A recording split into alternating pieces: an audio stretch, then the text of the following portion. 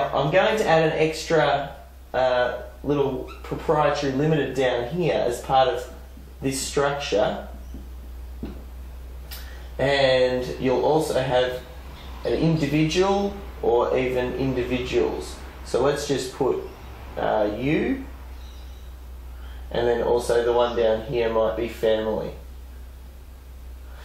So, as I said, at the end of the financial tax year, all of the income needs to be distributed out of the trust structure. It can't be held in the trust structure, unlike the proprietary limited, which can hold profits and that is taxed 30%.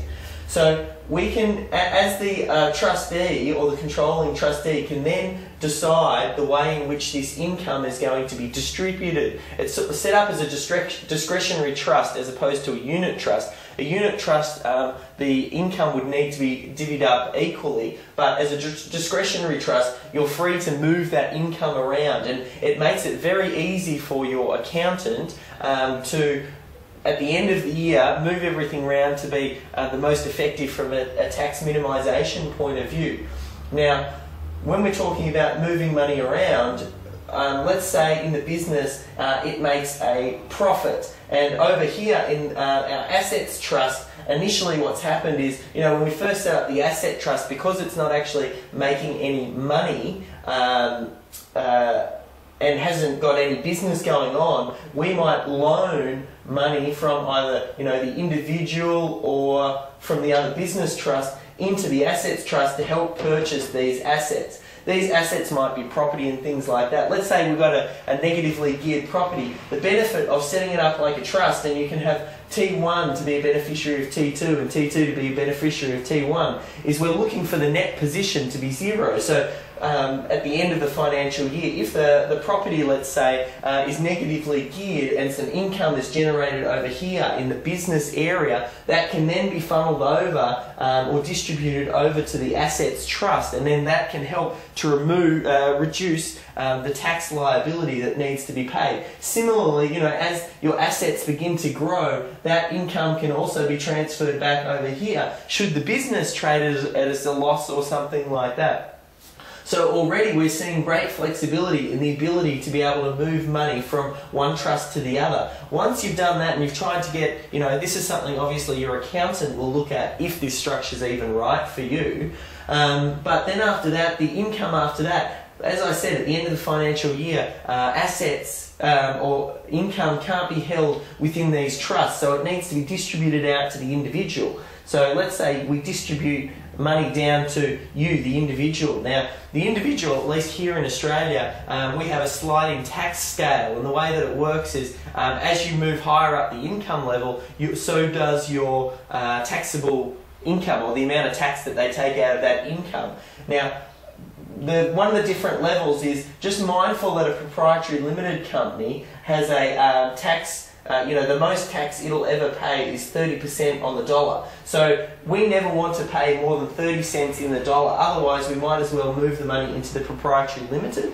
But back to you, what we do is you might look at transferring some of that income into you, the individual, and up to the point at where you're going to pay 30% tax, no more. This is something that changes from year to year, but whatever that tax level is, you would have all of that income, leftover income from your trading business, down to the individual up to where you're only taxed at 30%.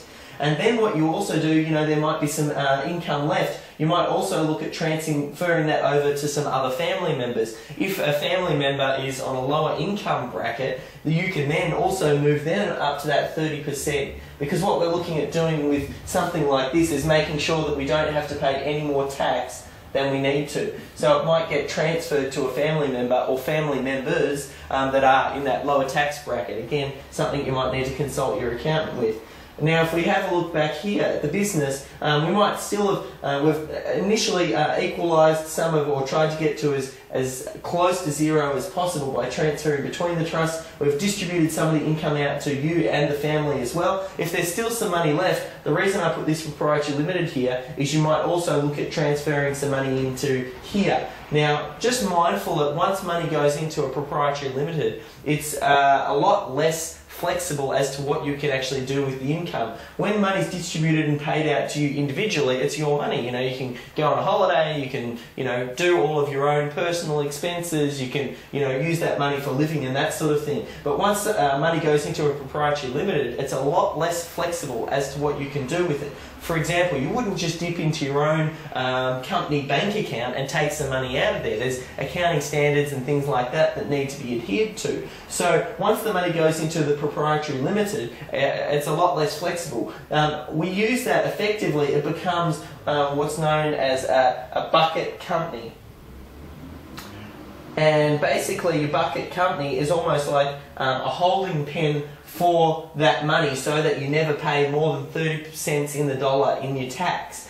And from here, you know, if you need to pay things out, you know, that's where you can also buy other expenses. Maybe you might even look at loaning the money back up to the asset trust to purchase, you know, another property, or doing something like that. So there are, once it gets in here, it's a little less flexible, but there are some things that you can do with it. So what I've told you here is a pretty advanced structure, and depending on the level and income level at which you're in, it may or may not even be suitable for you. So again, consult your financial advice, but it is a very effective structure from the research that I've done, and I have looked at a lot of different things, and this by far and away appears to be one of the strongest in regards to asset protection, but also in making sure that you pay no more tax than you need to, which is important.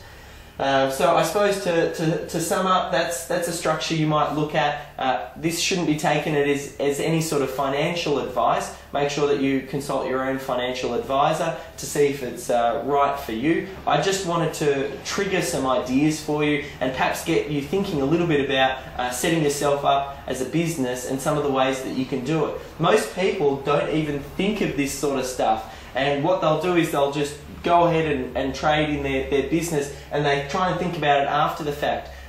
Typically speaking though, if you're thinking about asset protection and tax minimization, after the fact, there's not much you can do about it. You know, after the end of the financial tax year, or after the fact that you've been sued, it's too late. That's why, you know, you might want to look at setting up some structures to make sure you're set up as best as you can. So that's been a short module on setting up structures. My name is David Jennings, and I hope you enjoyed the video.